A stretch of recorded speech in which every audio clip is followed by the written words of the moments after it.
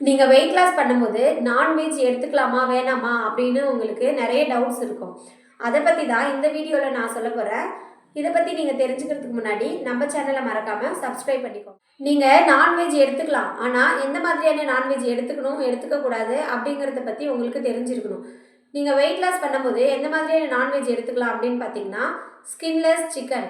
இதில் high protein and low fat இருக்குது. இது லாங் டைம் ஃபுல்லாக இருக்க மாதிரி ஃபீலிங் கொடுக்கும். இந்த சிக்கனை நீங்கள் கிரில், பாயில் அண்ட் ஸ்டீம் மெத்தடில் எடுத்துக்கலாம். நெக்ஸ்ட்டு பார்த்தீங்கன்னா ஃபிஷ், சால்மன், ரோகு, கட்லா இந்த மாதிரியான மீன் வகைகளை நீங்கள் எடுத்துக்கலாம். இதில் ஒமேகா 3 இருக்குது. இது ஃபேட் பர்ன் பண்ண ரொம்பவே சப்போர்ட் பண்ணும். அது மட்டும் இல்லாமல் இது உங்கள் பாடியை ரொம்ப லைட்டாக வச்சுருக்கும். இதை நீங்கள் ஃப்ரை பண்ணி எடுத்துக்காமல் கிரில் ஆர் ஸ்டீம் பண்ணி எடுத்துக்கோங்க. Next egg, 2 white 1 yolk. இதில் ரிச் ப்ரோட்டீன் இருக்குது.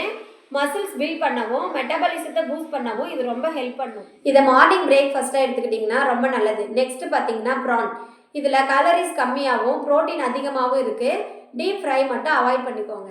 நீங்கள் நான்வெஜ் எப்படி சாப்பிடுதுன்னு சொன்னேன், இப்போ எப்படி சாப்பிடக்கூடாதுன்னு சொல்கிறேன். முடிஞ்ச அளவுக்கு டீப் ஃப்ரையை அவாய்ட் பண்ணிக்கோங்க. ஹோட்டல் ஃபுட், ஸ்ட்ரீட் ஃபுட்டை அவாய்ட் பண்ணிக்கோங்க.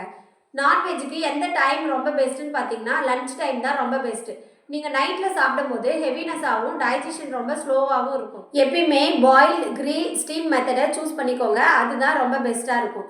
இந்த நான்வெஜ்ஜை எப்படி சாப்பிட்லாம் அப்படின்னு உங்களுக்கு இன்னும் வேறு ஏதாவது டவுட் இருந்ததுன்னா ஸ்க்ரீனில் தெரியிற நம்பருக்கு கால் பண்ணுங்கள்.